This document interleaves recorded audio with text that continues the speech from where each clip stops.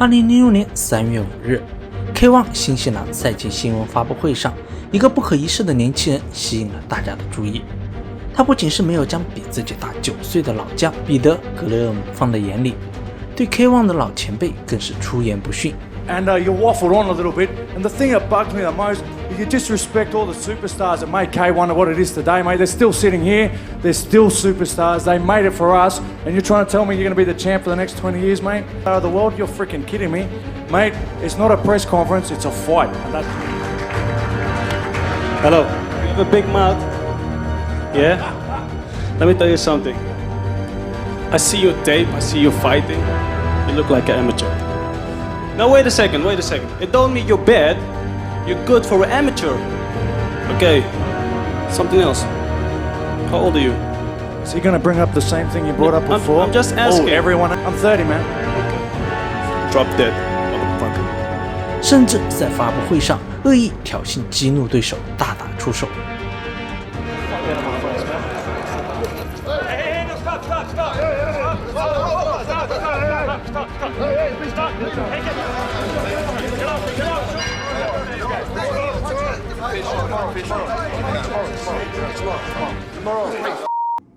对于这个心高气傲的年轻人，格雷厄姆在随后的擂台上是丝毫没有留情。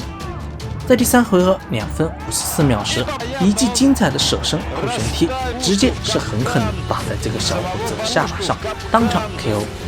随即满脸是血的小伙子被送进了医院，就连当时的解说也忍不住的嘲笑。当然，这场无理的挑衅是换来了下巴2处严重的骨折，以及在医院躺了半个月。尽管这场比赛之后这个年轻人沦为了大家茶余饭后的笑柄，但大家算是记住了他的名字巴德·哈里。老实说，在格斗这个圈内，暴脾气的确实不少，但算上恶行劣迹斑斑的，巴德·哈里绝对是可以算得上前几位。所以本期视频就想带大家聊聊这位踢拳擂台上的头号恶霸魔童巴德·哈里。如果觉得不错，希望各位观众老爷能够点个赞、点个关注、收藏一下。好的，那就开始本期视频的内容吧。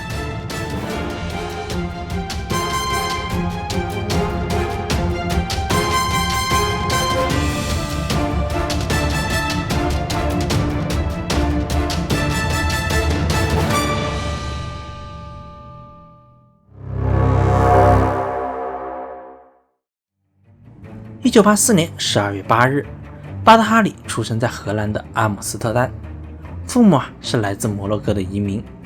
了解一点2战后荷兰经济复苏史的小伙伴应该知道，当年为了复苏经济，荷兰政府是引进了大量的科技工人，这里面就包括了巴德·哈里的父母。但由于后来的政策原因，摩洛哥的移民很难融入荷兰的西方社会，就导致了社会种族间的隔阂。因此巴德·哈里从小就生活在一个被歧视的荷兰社会。巴德·哈里小时候家庭过得非常的紧巴，父亲因为工作没有时间照顾小巴德·哈里，同时也为了避免受到邻居白人小孩的霸凌，7岁那年，瘦弱的小哈里被父亲送到了家附近廉价的拳馆学习踢拳，并且此后是遇到了前世界泰拳冠军穆迪·阿卡姆兰和著名教练哈瑞克，这也成为了巴德·哈里日后逐渐走向职业格斗的关键。这里突然想跟大家聊点题外话，稍微了解一点踢拳格斗的观众老爷们应该都知道，荷兰这个国家在早些年间一直被推崇为格斗王国，也确实走出了诸如格斗暴君彼得·阿兹、完美先生欧内斯特·胡斯特、铁锤、克劳斯、安迪·苏瓦、梅尔文·曼霍夫、罗宾、范霍文等等一大批格斗高手。那荷兰这个国家的格斗到底有多强呢？我们就拿当时最顶级的格斗擂台 K1 来举例，在总共举办的18次 K1 无差级别的大赛中，荷兰人16次打入决赛，15次夺得冠军。但随着近些年荷兰政府对本土格斗的打压，导致荷兰的格斗恐怕再难有昔日的辉煌。当然，突然提到这里，也是因为跟我们今天要聊的巴德·哈里有关。如果观众老爷感兴趣呢，在弹幕和评论中扣个1，有空啊，我将专门做一期关于荷兰政府为什么要打压格斗的唠嗑视频。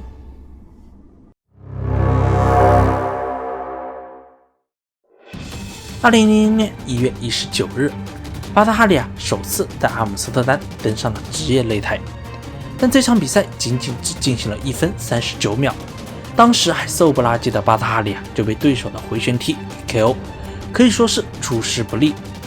回去后，在当时教练的帮助下，巴特哈利加强了自己的技术和力量。3个月后，巴特哈利重新返回擂台，一连拿下2场 KO 胜利。在介绍巴特哈利的出身时，给大家是提到过，巴特哈利作为摩洛哥移民的后代，从出生到走上擂台的那一刻，就一直是备受荷兰社会白人的歧视。而有一件事情，则是深深地伤害了21岁的巴特哈利。2005年6月12日，巴特哈利第一次邀请自己的父母来到比赛现场观看自己的比赛，对手是被誉为德国闪电的斯特凡·莱科。然而，巴特哈利在这场比赛1分44秒时，就被经验丰富的莱科一记转身后蹬爆杆 KO。赛后采访，当巴特哈利准备向前来观赛的观众表示感谢时，没想到台下的荷兰观众却发出了全场的嘘声。这让巴特哈利和他的父母非常的难过和尴尬。赛后巴特哈利招呼都没打就离开了荷兰教练哈瑞克的拳馆，并且从此在擂台上只代表摩洛哥出战。有意思的是，5个月后，巴特哈利在日本东京 K1 大赛上又遇到了转身后旋踢，一个干脆漂亮的弧线爆头了老对手莱科，以7人之道还治7人，成为了全民追捧的焦点。不过，这种一战成名、备受关注的感觉让巴特哈利开始有点飘，于是马上就发生了视频开头的一幕。坦率地说，这场比赛的失利让巴特哈利的坏脾气不仅是没有丝毫的收敛，反而是越来越坏。在休息了半年之后，巴特哈利在日本大阪参加了2006年 K1 世界大奖赛开幕战，就遭遇到了俄国速射炮卡拉耶夫，之后顺势倒下。但就是在这个倒下的瞬间，卡拉耶夫习惯性的扫腿动作击中了巴特哈利的头部。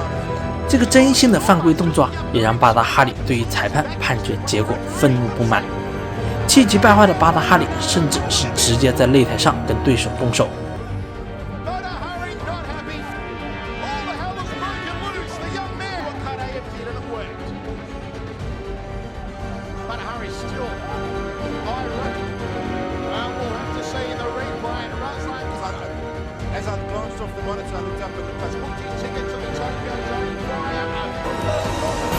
下台返回后台时，越想越生气的巴特哈利不仅是动手打砸了现场的音响和广告牌，就连更衣室也没能逃过一劫。这场比赛之后，巴特哈利的暴脾气是出了名，绰号也由之前的金童被大家改成了魔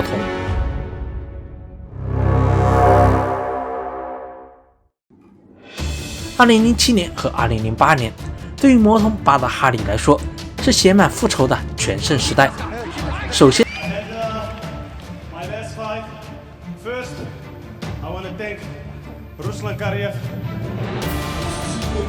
5个月后，巴特哈利在中国香港的 K1 WGP 年度大奖赛上遇到了老对手，也就是视频开头的彼得·格雷厄姆。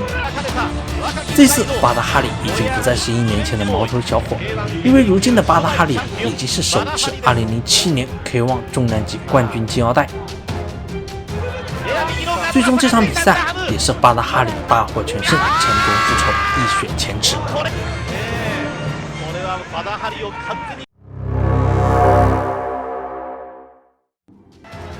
这一年确实也是巴特哈利大爆发的一年。在2008年 K1 WGP 8人淘汰赛上，巴特哈利是一晚上连续 KO 了格斗暴君彼得阿兹以及人骨粉碎机埃罗尔齐莫尔曼，闯进了年度总决赛。在总决赛上，巴特哈利遭遇到了飞翔的荷兰人雷米。这场原本极有希望能够获胜的比赛，却因为巴达哈里在对手被击倒，裁判已经暂停比赛的情况下，依然攻击对手，被裁判予以红牌处罚而输掉了比赛。事实上，雷米在被巴达哈里数拳击中后，已经是毫无还手之力。但巴达哈里后面冲动的行为，无疑是将这条到手的金腰带又还给了对手。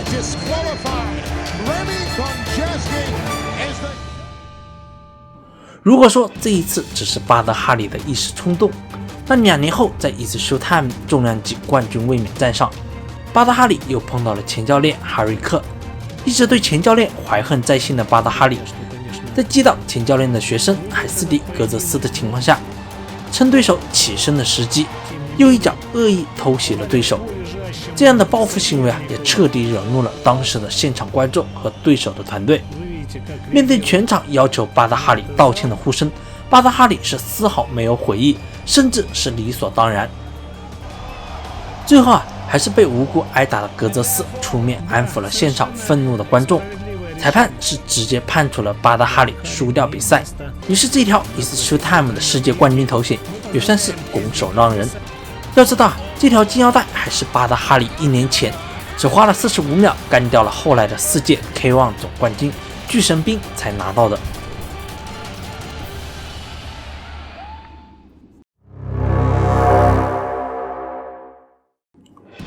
相对于擂台上的劣迹斑斑，在擂台下的巴达哈里也算是完全的放飞了自我。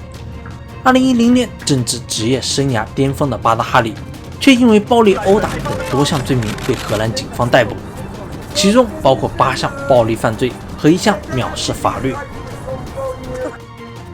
2010年，巴达哈里在驾驶豪车前往市场时，因为道路封闭而迁怒反复碾压无辜路人。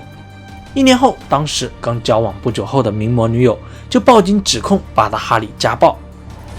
但最严重的还是2012年，在一个富豪派对上，巴达哈里在 VIP 包厢对一个荷兰富商进行了手段极其恶劣的殴打，造成这位富商多处骨头断裂，医学诊断是丧失了20%的运动能力。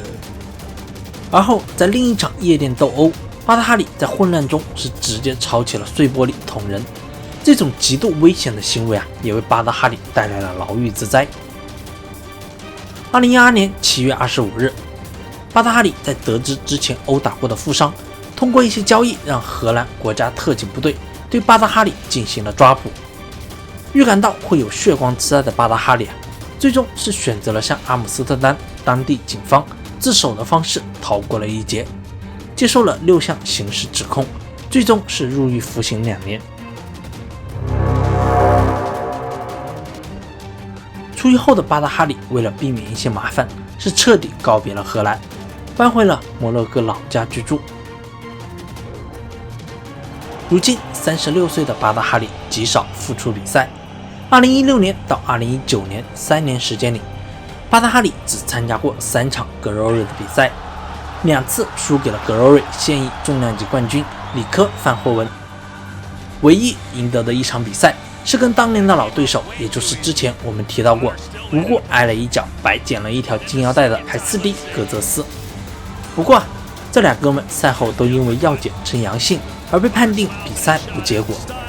即便如此，在他真正的祖国摩洛哥，依然有一大批粉丝愿意为他疯狂，将他视为永远的英雄。